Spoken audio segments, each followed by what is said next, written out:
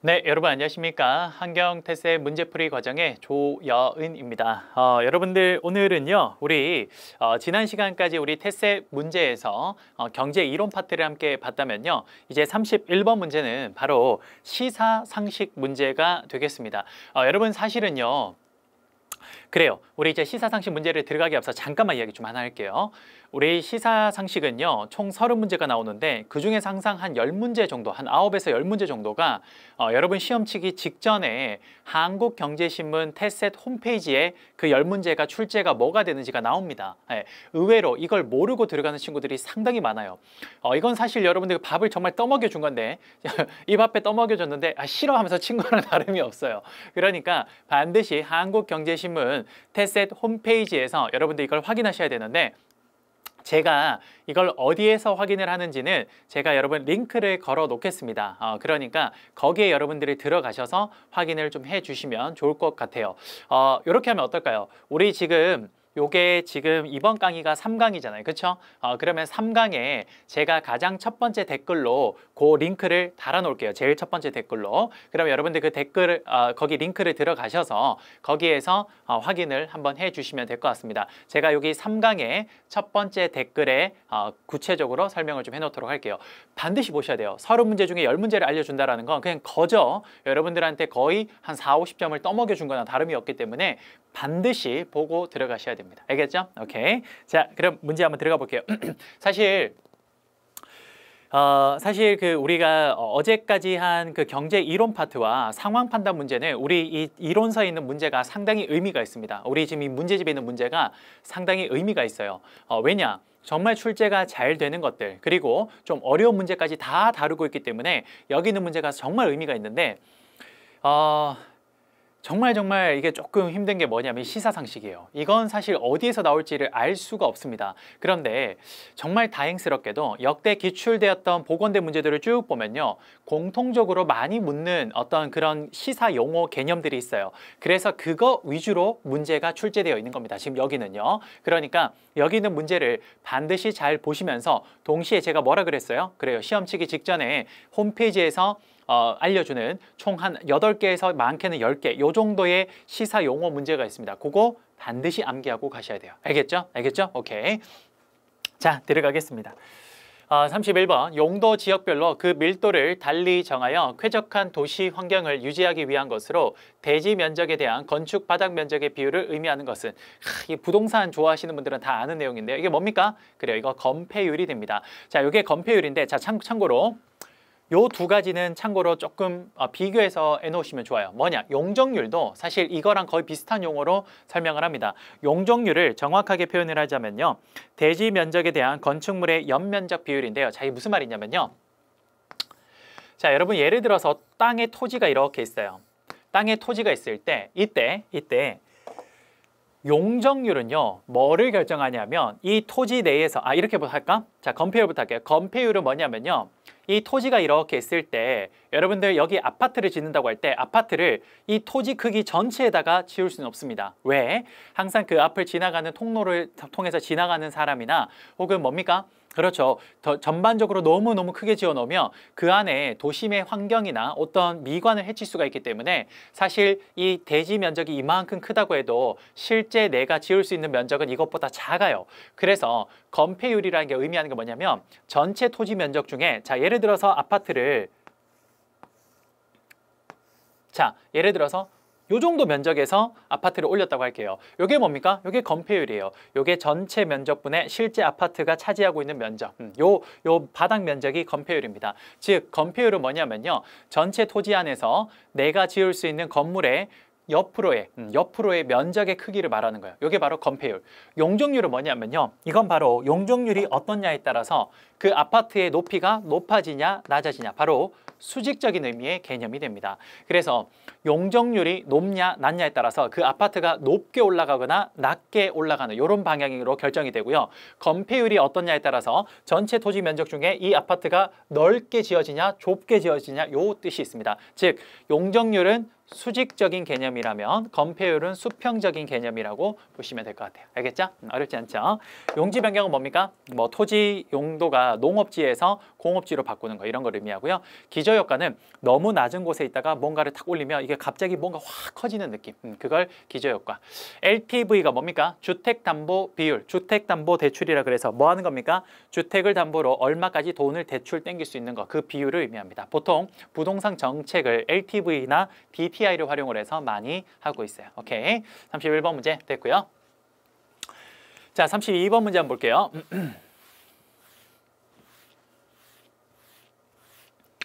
32번 문제. 세계 최대 규모의 노르웨이 이것이 브렉시트 불확실성에도 불구하고 영국 내 투자를 확대하겠다고 밝혔다. 석유와 가스 수입을 토대로 7,400억 파운드에 이르는 자금을 운영하는 노르웨이 이것은요. 일본 공적연금펀드, 한국국민연금과 함께 세계 3대 연기금으로 꼽힌다. 이게 뭡니까? 그렇죠. 바로 국부펀드를 의미합니다.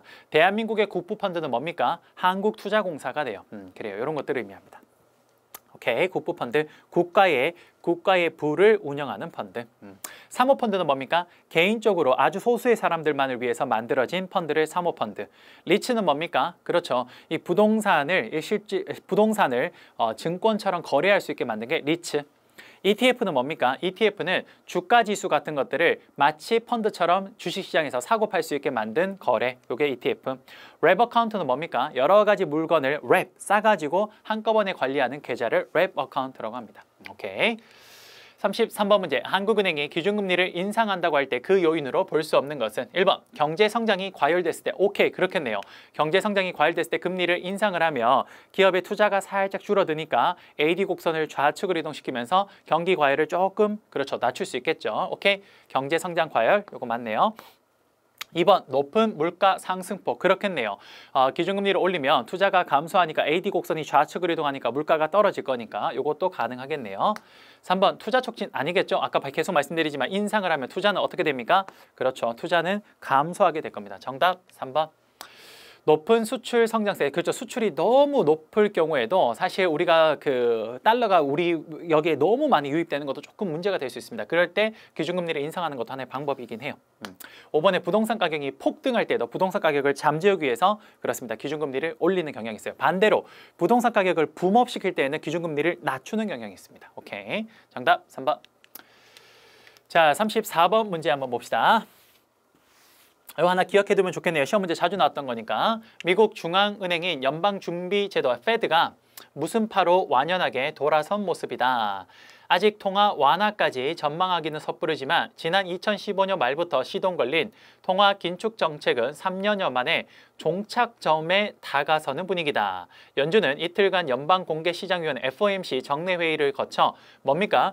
기준금리를 동결하면서 FOMC 성명서에 점진적인 추가 금리 인상 문구를 넣지 않았다라고 합니다. 뭡니까? 금리를 인상하기보다는 금리를 지금 동결 혹은 약간 다운시키려고 하는 거예요. 그렇죠?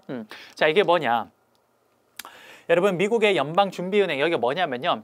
우리나라로 치면 한국은행이에요. 여기는 경제학자들이 파가 두 파로 갈리는데요. 첫 번째 매파가 있고요. 매파가 있고 두 번째 비둘기파가 있습니다. 매파를 영어로 호키쉬라고 하고요. 비둘기파를 도비쉬라고 하는데요. 매파는 물가 안정을 추구합니다. 물가 안정을 추구하고요. 그 다음에 비둘기파는 뭐냐면요. 경제 성장을 추구해요. 그러다 보니 이 둘의 정책이 좀 다릅니다. 만약에 매파가 여기에서 집권을 하게 되면요. 자신들이 거기에 주류인 사람들로 형성이 되면 물가 안정을 위해서 주로 어떻게 합니까?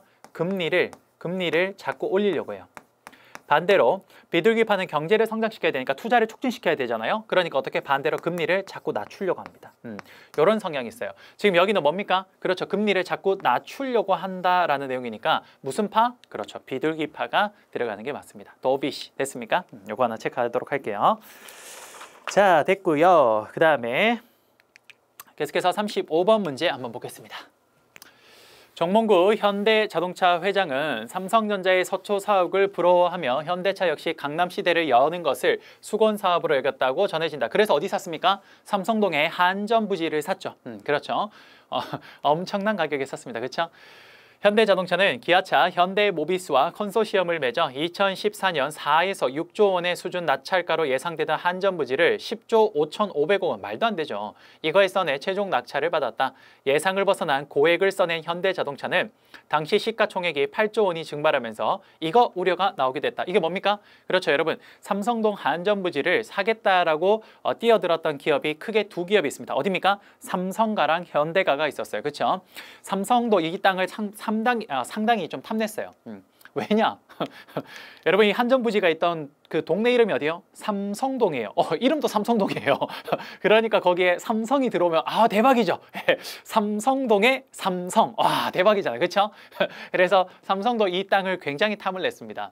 근데 그 당시에 현대차의 정몽구 회장이 이 땅이 너무너무 갖고 싶었던 거예요. 그래서 정말 무리해서 이 말도 안 되는 돈을 써내서 따내긴 했습니다. 그런데 이것 때문에 많은 그 외국의 투자자들이 현대자동차 미쳤다라고 생각을 하면서, 그러면서 전부 다 이 자동차는, 이 현대자동차는 앞으로 비전이 없다라고 하면서 막 사람들이 주식을 던집니다. 나 이제 이 회사 더 이상 투자 안 할래 라고 하면서. 이게 뭡니까?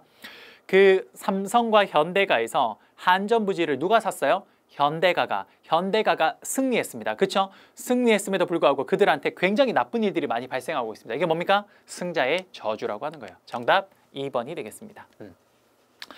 사실 여기는 할 말이 좀 많아요. 제가 사실은 현장 강의를 할 때는, 우리 친구들이 이제 현장 강의할 때는 아무래도 긴 시간 동안 이런 내용들을 많이 들어야 되니까 제가 이 수업을 할 때 중간중간에 그 굉장히 재미있는 어떤 현실 사례를 많이 해줘요. 속된 말로 우리 그 증권가 찌라시 있잖아요. 제가 증권가 출신이잖아요. 그렇죠? 제가 증권맨 출신이다 보니까 이런 뒷이야기들을 많이 합니다. 근데 그 당시에 좀 재밌는 이야기 하나 잠깐 해드릴까요? 사실 저는 어쨌든 주식을 분석했던 사람이고 주식에 투자를 했던 사람이고 현재도 주식을 투자하고 있는 사람으로서 현대차의 이 삼성동 부지 사업은 너무 아까운 투자라고 생각이 들어요. 너무 아까워요. 너무너무. 왜? 여러분, 그 당시에 하나 물어봅시다.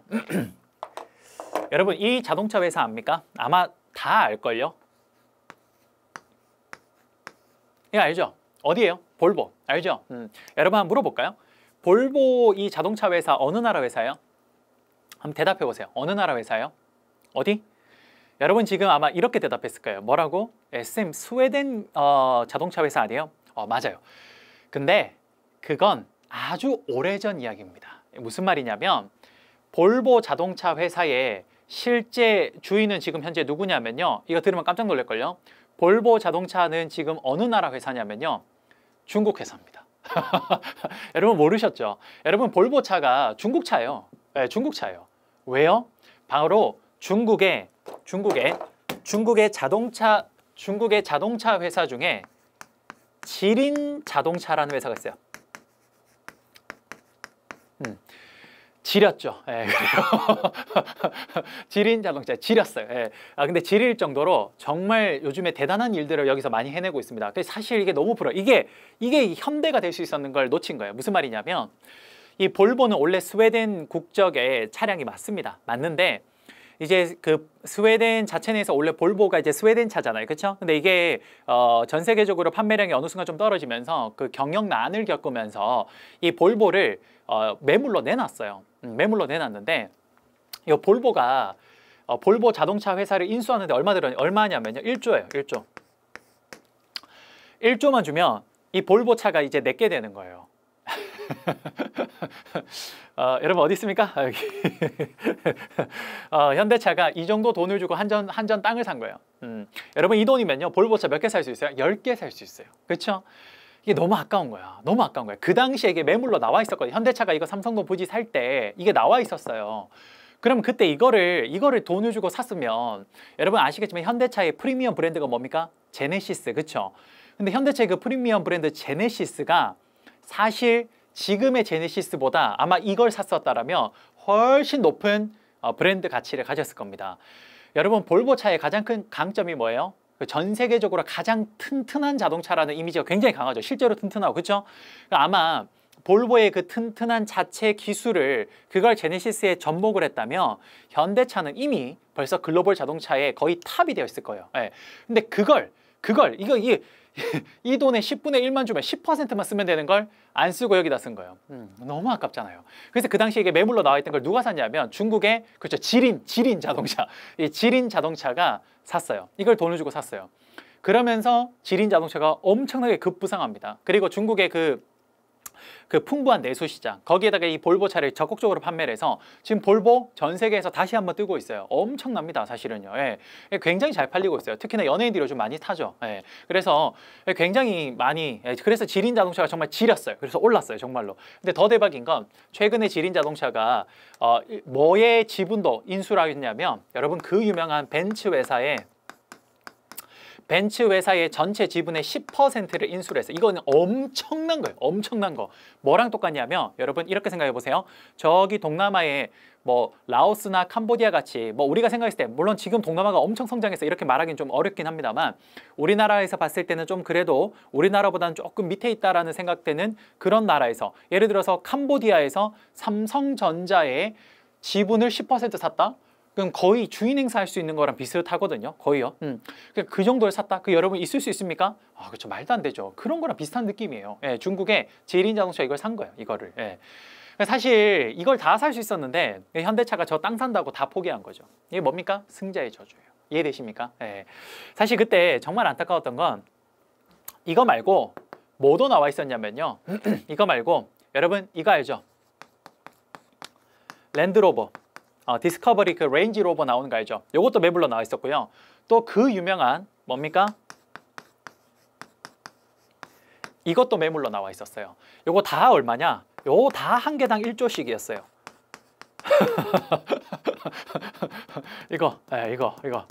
이거에 30% 3분의 1만 줬으면 이거 다 샀어요. 와 대박이죠. 이걸 놓친 거예요. 이걸. 그러니까 너무 안타까워요. 그러니까 사실 현대차가 그때 이거 볼보 하나만 샀었어도 지금 현대차가 날아갔을 거예요. 근데 이게 너무 좀 안타깝습니다. 어쨌든 요거예요. 요게 뭡니까? 승자의 저주가 되겠습니다. 됐죠? 그래 현장 강의하면 이런 이야기를 정말 많이 해주는데 아무래도 인터넷 강의다 보니까 이런 이야기를 할 수 있는 게 좀 한정적인 것 같긴 해요. 현장 강의는 이게 이제 우리가 녹화가 안 되는 거다 보니까 오프 더 레코더 이야기도 제가 좀 많이 해드리는데 이건 이제 녹화가 되다 보니까 공식적으로 해야 되다 보니까 이런 걸 좀 많이 하기는 좀 힘든 것 같아요. 어쨌든 그래도 그때그때 나오면 제가 좀 생각나는 거 있으면 많이 해드리도록 할게요. 자, 좋습니다. 이렇게 해서 35번 문제까지 봤고요. 36번 문제 한번 볼게요. 기업 분할 시 존속회사 주주들이 지분율대로 신설법인의 주식을 나눠 갖는 것을 의미합니다. 요거 뭐라고 하냐면요. 요걸 인적 분할이라고 이야기를 합니다. 그냥 가볍게 하나 체크하시면 될 것 같고요. 액면 분할이란 건 뭡니까? 그렇죠. 예를 들어서 주식 하나가 예를 들어서 액면이 5,000원짜리가 있는데 주식 하나가 액면이 5,000원짜리가 있는데 이거를 뭐로 바꿔도 또 동일하냐? 액면이 1,000원짜리인 주식으로 몇 개? 5개 이렇게 바꿔도 똑같죠. 이런 걸 액면 분할이라고 합니다. 탄력 세율은요. 그때그때 세금을 달리 매기는 걸 탄력 세율이라고 하고요. 그 다음에 모라토리움은 뭡니까? 이거는요.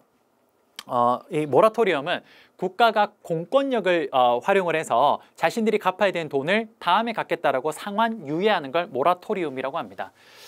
그 다음에 임금 피크제는 뭡니까? 이건 최근에 이제 우리나라에서 많이 하고 있는 거죠. 정년을 연장해주는 조건으로 임금을 더 이상 올리지 않는 거. 그래서 임금 피크가 뭐예요? 꼭대기란 거예요. 그 이상 안 올리는 거예요. 임금 피크제. 오케이. 37번 문제 한번 볼까요? 양적 완화 규모를 점진적으로 축소해 갖는 출구 전략의 일종이다. 요거 뭡니까? 요거 바로 테이퍼링이 됩니다. 뭐 당연히 양적 완화는 아닐 거고요. 그렇죠? 타이트닝은 뭐냐면 여러분 테이퍼링은 뭐냐면 이런 거예요. 지금 위에서처럼 자산을 매입을 한다라는 건 이런 거예요. 자산을 매입하면 한국은행이 만약에 자산을 매입한다고 할게요. 그럼 자산을 매입을 하면 어떤 자산을 매입하는 조건으로 당연히 반대로 뭘 줘야 돼요? 통화를 줘야 돼요. 그렇죠? 자, 이런 식으로 매입을 하면 통화를 줘야 되니까 통화 공급을 늘리는 겁니다. 이런 식으로. 그렇죠? 근데 테이퍼링은 어떻게 하냐면 자산을 매입을 하는 걸 처음에는 1,000억 단위를 하는 걸 그다음에 어떻게 100억 단위, 10억 단위 이렇게 매입은 하되 그 규모를 점진적으로 축소해 가는 게 테이퍼링이고요. 요거랑 함께 기억해야 되는 게 타이트닝인데요. 타이트닝은 뭐냐면 이제 매입을 하는 게 아니라 매입된 걸 판매하는 겁니다. 오히려 이걸 자산을 줄여가는 거예요. 그게 타이트닝이 됩니다. 됐습니까? 세 번째 페이고는 뭐냐면 우리나라에서 정치인들이 선심성 공약으로 우리나라 세수가 낭비되는 것을 막기 위해서 어떠한 정책을 펼칠 때는요 반드시 그 자원을 어디에서 재원을 조달해 올지도 함께 제출하게끔 되어 있는데 그걸 페이고라고 하는 겁니다. 마지막으로 확장 정책, 이건 뭡니까? 그렇죠. 통화를 많이 풀거나 혹은 재정 정책으로 어떻게 해요? 그렇죠. 많이 뭔가를 푸는 거죠. 오케이. 정답 4번 됐습니다. 38번 문제 한번 볼게요. 다음 괄호 안에 들어갈 알맞은 용어는 무엇입니까? 국내 최대의 시스템 통합 업체인 삼성 SDS가 업계 최초로 지난해 매출 10조 원을 달성했지만 이걸로 달성한 모래성이었다라는 비판을 받고 있다. 삼성 SDS는 2017년 매출액 가운데 88%, 여기 핵심어가 나오네요. 2017년 매출액 가운데 88%가 어디서 나온 거예요? 같은 계열사에서 나왔대요. 여러분 삼성이라는 곳은 삼성이라는 이름 하에 많은 계열사가 있습니다. 그렇죠? 그 회사들끼리 서로 사고 팔고 가는 거. 이걸 뭐라고 합니까? 회사 내부 안에서 일어난 거래라 그래서 내부 거래라고 이야기를 합니다. 됐습니까? 이게 바로 내부 거래. 자, 참고로 요거 하나 기억하세요. 내부 거래랑 반드시 비교해서 생각해야 되는 게 내부자 거래입니다. 자, 이걸 많이 헷갈려서 실제 시험에 많이 나오는데 그 회사 계열사 안에서 거래하는 건 내부 거래고요. 내부자 거래는 뭐냐면요. 이거예요. 회사가 어떤 중대한 어떤 제품을 개발하는 기술을 개발했다고 할게요. 근데 이게 아직까지 시장에 공표하기 전에 회사 내부에 있는 사람은 그 사실을 먼저 알잖아요. 그렇죠? 그러면 요거를 발표를 하면 우리 회사 주가가 올라갈 걸 내가 알고 있으니까 발표하기 전에 나는 내부 사람으로서 그 정보를 먼저 아니까 미리 내가 그 주식을 삽니다. 그리고 딱 발표하면 그 내가 주가가 확 오를 때 내가 팔아버리는 거죠. 이렇게 해서 돈 버는 거. 그게 뭐예요? 내부자 거래예요. 참고로 내부자 거래는 모두 다 불법 거래입니다. 알겠죠? 이런 일이 제법 많아요. 뭐 대표적으로 연예계에서 이런 일 많이 일어나는데 어떤 거냐면 모 엔터테인먼트 회사에 있는 어떤 소속된 연예인이 있었습니다. 그 사람이 굉장히 거물급 연예인이 자기 회사에 계약을 맺을 거라는 걸 먼저 알고 있었어요. 그래서 어떻게 합니까? 자기 회사 주식을 미리 사요. 그리고 난 뒤에 이 거물급 연예인이 그 회사랑 계약을 딱 맺은과 동시에 언론에 공표가 딱 되니까 그 회사 주가가 막 뜨기 시작합니다. 그때 팔아버리죠. 그럼 돈을 남길 수 있는 거예요. 그렇죠? 이거 다 내부자 거래가 되는 겁니다. 알겠죠? 여러분 내부자 거래와 내부 거래는 비교해서 문제가 자주 나오니까 한번 체크해 놓을 필요는 있습니다. 아시겠죠? 오케이. 요거 하나 체크하도록 할게요. 좋습니다. 자, 이렇게 해서 했고요. 그 다음에 30 몇 번입니까? 30, 잠깐만 요거 나머지 맞아 봅시다. 여러분 역외 거래는 뭐냐면요. 국제금융시장에서 비거주자 사이에 이루어지는 자금 거래를 역외 거래라고 하고요. 네 번째 마진 거래는 뭐냐면요. 신용을 바탕으로 보증금만 내고 유가증권을 매매하는 거래를 마진 거래라고 합니다. 마지막으로 경상 거래는 우리가 흔히 말하는 수출 수입을 의미해요. 됐습니까? 오케이. 자, 그 다음에 39번 문제 볼게요. 다음에서 설명하는 기업의 M&A를 방어하기 위한 수단으로 적절한 것은 자, 경영권 침해 시도가 발생하는 경우에 기존 주주들에게 시가보다 훨씬 싼 가격에 지분을 매입할 수 있게 해주는 거. 이게 M&A 방어 방법 중에 하나인데 대표적으로 이걸 뭐라고 하냐면요. 포이즌 필이라고 합니다.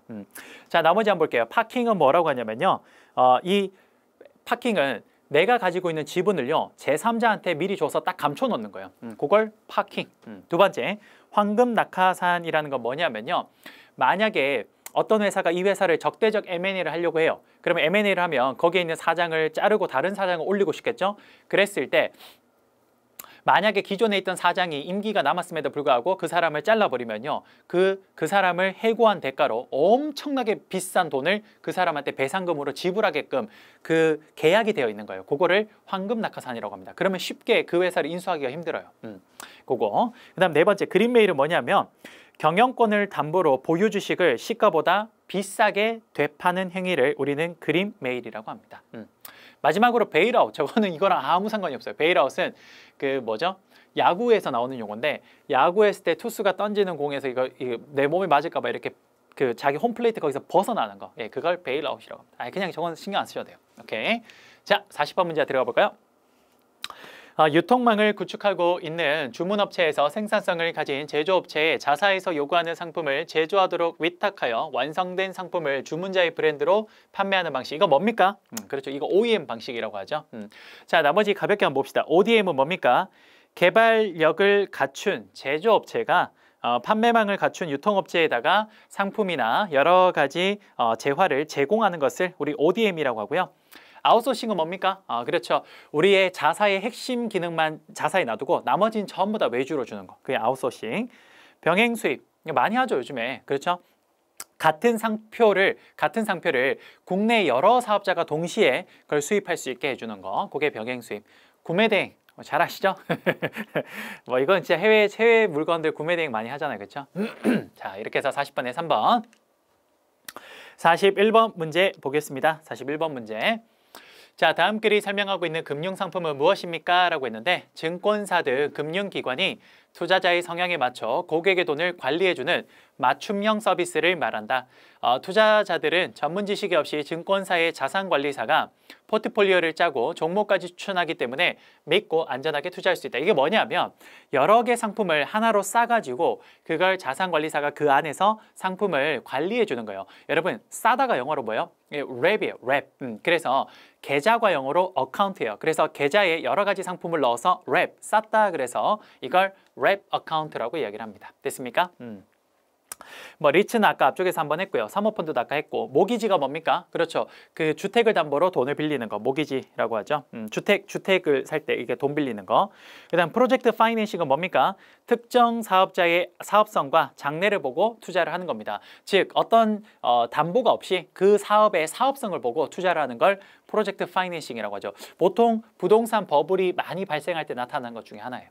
오케이. 41번의 정답 2번. 오케이. 자, 42번 한번 볼게요. 기업 인수에 필요한 자금을 모두 보유하지 않고도 인수 후에 매각을 시도할 수 있는 거. 이걸 뭐냐? 레버리지 바이아웃이라고 그래서 LBO라고 합니다.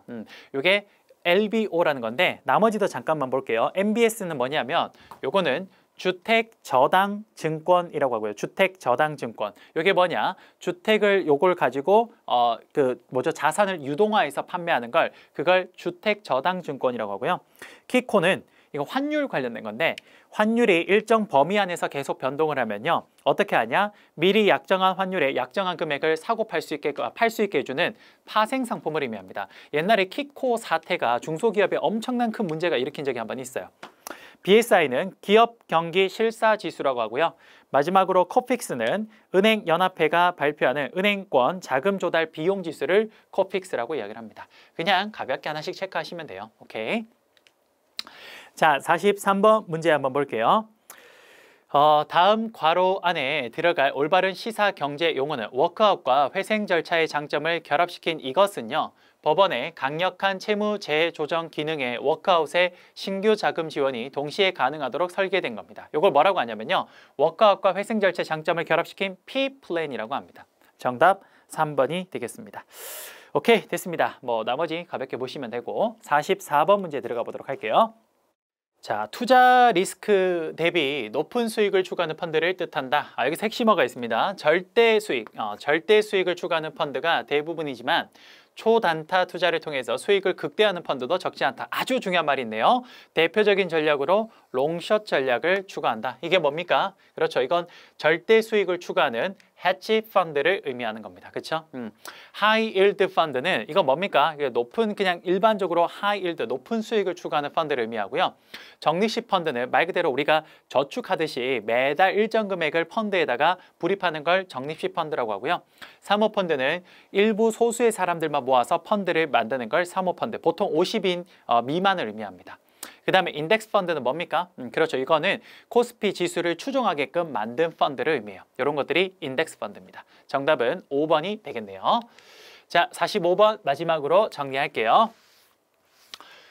다음 괄호 안에 들어갈 금융용어를 보기에서 모두 맞는 것을 고르세요 라고 했습니다. 자, 만능 통장으로 불리는 이것의 누적 수익률이 올해 1월 말 현재 평균 5.16%로 한 달 새 2배 가까이 뛰었다. 자, 핵심이 나오네요. 예금이나 적금은 물론 다양한 상품에 투자가 가능하다. 다양한 금융 상품을 한 계좌에 담아 통합 관리할 수 있는 거. 물론 여러분들 우리가 그 자산관리사가 하나의 그 제품, 하나의 그 계좌 안에 담아서 하는 그게 랩 어카운트라고 했죠. 자, 요거는 자산관리사가 그걸 관리해 주는 건 아니라 그냥 같은 계좌 안에 통합적으로 여러 가지를 담아서 하는 거예요. 그게 차이가 있는 건데 요걸 뭐라고 하냐? ISA라고 합니다. 요거 하나 기억해 주시면 되겠습니다. ISO는 국제표준기구 의미하고요. IPO는 뭡니까? 기업을 주식시장에 상장하는 걸 말합니다. Initial Public Offering이라 그래서 기업 공개라고 하고요. 그 다음에 BIS는 뭐냐면 국제결제은행을 말하고요. BSA는 아까 전에 앞쪽에서 말했던 경기 그 실사지수 있죠? 기업 경기 실사지수 그거를 의미합니다. 정답 1번이 되겠네요. 자, 수고 많으셨고요. 여러분들 우리 다음 시간에 시사상식 나머지 문제 마무리하도록 하겠습니다. 여러분 감사합니다.